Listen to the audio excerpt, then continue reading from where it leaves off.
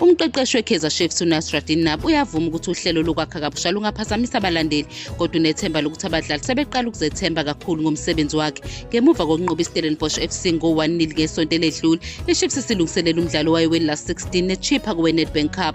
UNabi uzimisele ngokuya phambili emqhudelaneni, okuyithuba lokugcina leqembu ukuthi liwine isiliva kule sizini. UNabi ugcizelela ukuthi iqembu seliwulungele futhi liwulungiselele umdlalo, selisebenza ngamasu nokuhlela kwezobuchwepheshe. Ulindele umdlalo onzima neqembu eliqinile leChippa United.